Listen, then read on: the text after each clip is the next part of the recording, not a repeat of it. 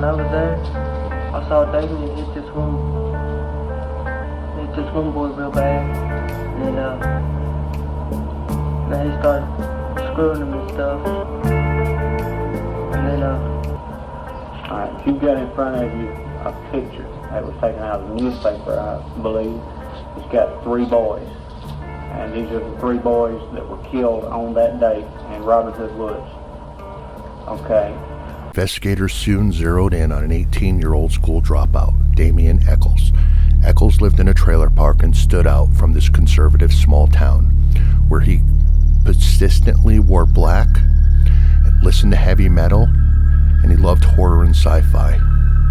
His friend, Jason Baldwin, 16, was wrapped up in the investigation, and a third teenager, Jessie Misskelley, 17, was also under scrutiny. Like Echols and Misskelley, has a high school dropout and was known for getting into fistfights and trouble around town. He was brought in for questioning on June 3rd, 1993, and was held for 12 hours, where he waived his rights. Misskelley confessed to the murders and also implicated Echols and Baldwin as co-conspirators, resulting in their arrest. June 3rd, 1993, police raided the Echols trailer and arrested Echols and Baldwin. As the trial of Jessie Misskelley begins, West Memphis is focused on the courthouse. And ladies and gentlemen of the jury, we don't know what happened before they turned the tape recorder on. They didn't videotape it. The officers didn't take notes on all the questions. They testified to that. They even testified they couldn't remember some of the things they asked him. How do we know what really happened? The defense, through bringing in so-called experts such as Mr. O'Shea, have tried through smoke and mirrors to make it sound like a person that confesses to such a heinous crime and admits their involvement and gives you specific details of the involvement, that's indicative of someone who was forced or coerced to confess. Ladies and gentlemen of the jury, my client, little Jessie Misskelley, is an innocent man. He's innocent. And I would ask you to go back to that jury room and bring back a verdict that rings of justice, truth and justice.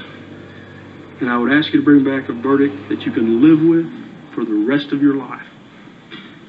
Because of what Jessie Misskelley Jr. did, Michael Moore's dead, Stevie Branch is dead, Chris Byers is dead. And there's no getting around it.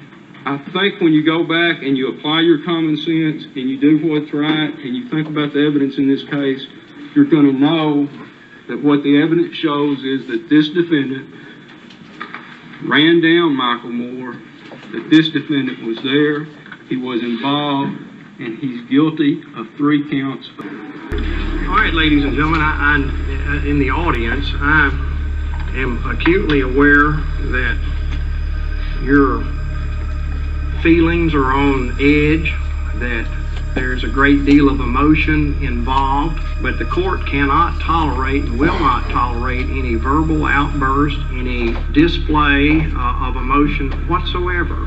And I recognize that that's difficult, and that's why I'm warning you in advance. The verdicts read as follows. We, the jury, find Jessie Lloyd Misskelley Jr. guilty of first-degree murder in the death of Michael Moore. We, the jury, find Jessie Lloyd Misskelley Jr. guilty of second-degree murder in the death of Stevie Branch. We, the jury, find Jessie Lloyd Misskelley Jr. guilty of second-degree murder in the death of Chris Byers. Signed by T.J. Williams, foreman. All right, Mr. Misskelley, if you could come around the front here, Dan, and... All right, Mr. Misskelley, did you hear the jury's finding and the reading of the verdict in your case? yes. Do you have any legal reason or cause to tell the court why a sentence should not be imposed at this time? You're going to have to, I heard you, but you need to answer out a little bit louder. No, sir. All right. Is there anything you want to say before sentence is imposed? You have a right to make any statement that you care to at this time. Are you satisfied with the service and advice of your attorneys through this trial? Yes, sir. All right.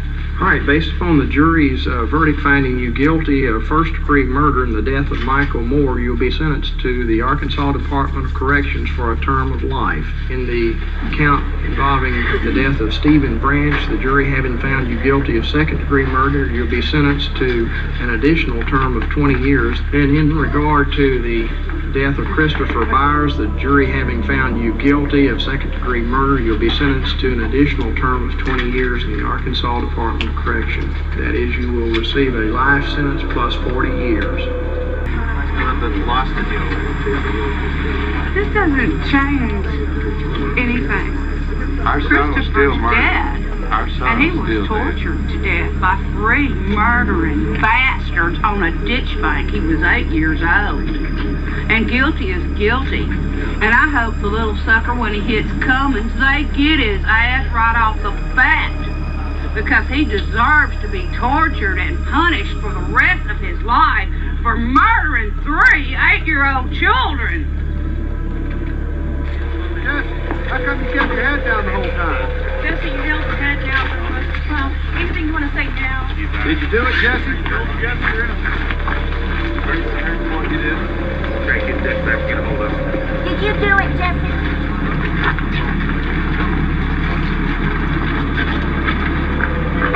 How are you feeling right now? Jesse, what's that?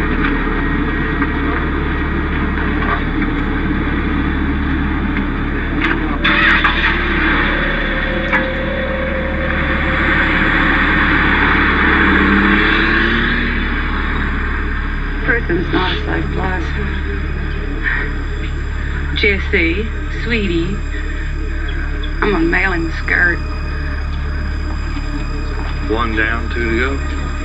Hopefully the same thing will happen to the next 2 and we'll get the same verdict.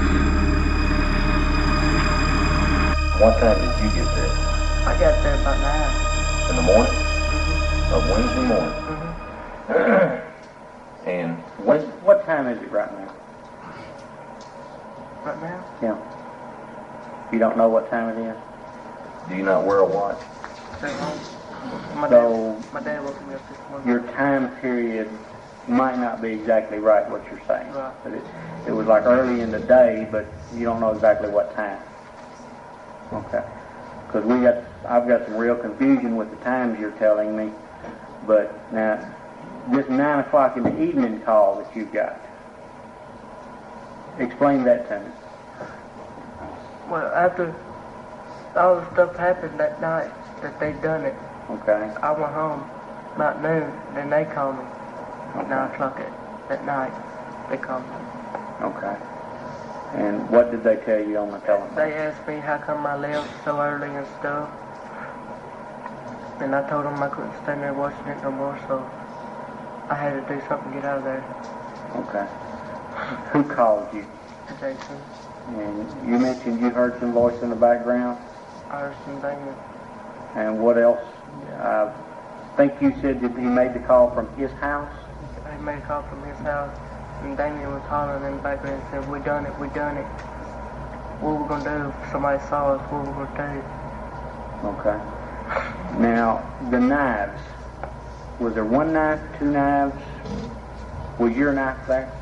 Did somebody take you and use your knife? Do you have a knife? I got 1 knife Where is it at? at home. Okay. The knife that Jason was using, where is it? I don't know what he done with it, because after I left, then that's when I don't know what they done with it. After I left, I don't know what they He done didn't with tell it. you he hid it somewhere? Well, son, I got a feeling here. You're not quite telling me everything. Now, we are recording everything.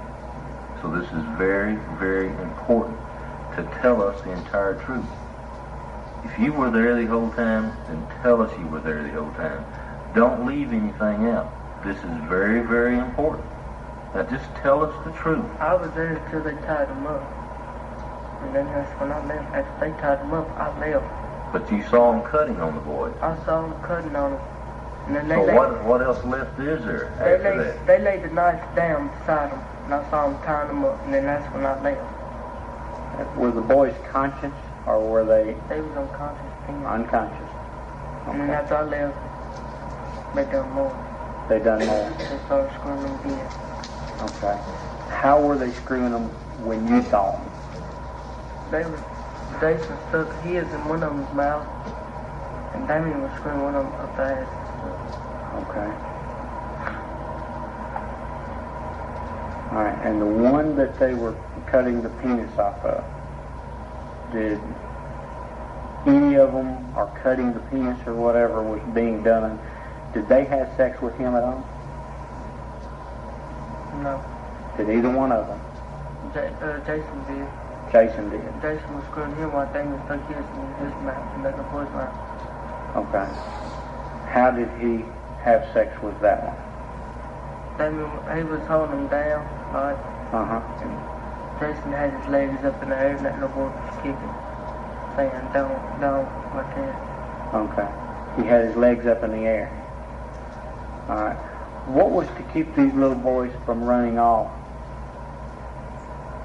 If just their hands are tied, what's to keep them from running off? They beat them up so bad, where they can't hardly move. They have their hands tied down. Right, And just sit on them. You said they had their hands tied down. Were their hands tied in a fashion to where they couldn't have run? You tell me. They could run, they just had them tied. When they knocked them down,